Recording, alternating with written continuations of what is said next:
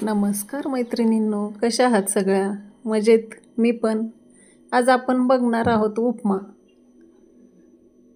जो खायला इतका छान लागतो, पण तो करायला पण तसाच व्हायला पण पाहिजे, तेव्हा खाण्याची मज्जा काही औरच असते. इथे मी 1 वाटी रवा घेतलेला आहे शीग लावून. तो शूट झालेला नाही आहे. तो चांगला खरपूस रंगावरती भाजून घ्यायचा आहे. आपण एरवी वेगळे वेगळे पदार्थ करतच असतो नाश्त्यासाठी, पण आज मला उपमा करावासा वाटला म्हणून केलेला आहे. त्यासाठी मी शेंगदाणे कच्चे घेतलेले आहेत, तुम्ही बघू शकताय. आणि कोथिंबीर, कांदा, 2 हिरव्या मिरच्या, कढीपत्ता, हे सर्व मी चिरून घेतलेले. आता रवा भाजलेला आहे चांगला. त्याच्यात मी तेल घालून जिरी मोहरी तडतडून घेणार आहे.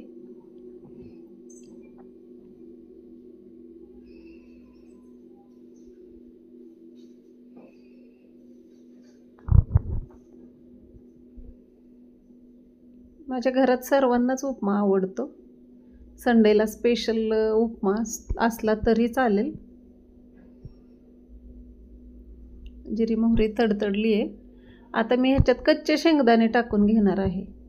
ते कुरकुरीत तळल्या जातात चांगले आणि खाताना त्याची टेस्ट वेगळी लागते चांगली.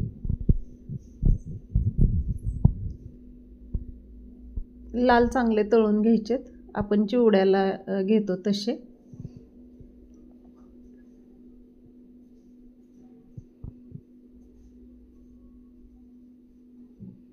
बघू शकताय तुम्ही, लाल झालेत चांगले. आता कांदा आणि हिरवी मिरची टाकून घ्यायची आहे.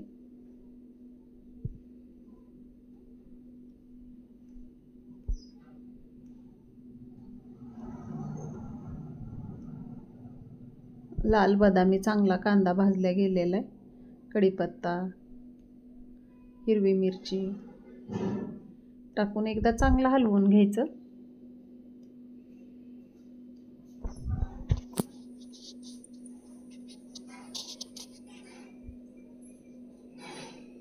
सर्व जिन्नस एकदम चांगले भाजल्या तळल्या गेलेलेत.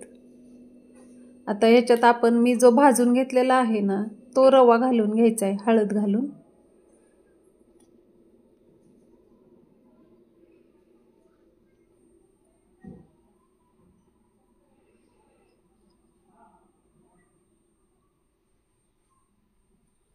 आणि एकजीव होईपर्यंत चांगलं भाजून घ्यायचं एकदा ते परत.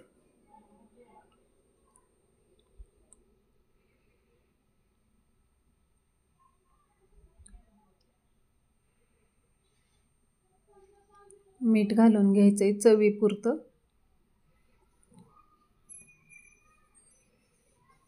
आणि ज्या वाटीने मी रवा मोजला त्या वाटीने गरम पाणी घ्यायचंय, 2.5 वाट्या.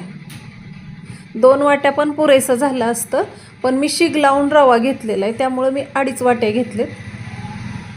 हे प्रमाण एकदम अचूक आहे उपमा करण्यासाठी, बघू शकताय तुम्ही. आता मी घरकुल भिजवलेलं आहे पाण्यात रोळण्यासाठी, त्याच्यात खरं असते म्हणून. ते शूट झालेलं नाही आहे, ते पण टाकून घ्यायचं आहे. खूप मस्त सुगंध सुटलेला आहे एकदम. कोथिंबीर टाकल्यामुळे तर तो अजूनच अप्रतिम असा होणार आहे. तुम्ही बघू शकताय, खूप छान सुगंध सुटलेला आहे. माझं तर वासानेच पोट भरलेलं आहे. तरी पण मी टेस्ट करून बघणारच आहे. तुम्ही पण करा, संडेला टेस्ट करून बघा. लाईक, कॉमेंट, शेअर करा. चॅनलवर नवीन असाल तर सबस्क्राईब करा. आणि खूप खूप धन्यवाद तुमच्या प्रतिसादाबद्दल.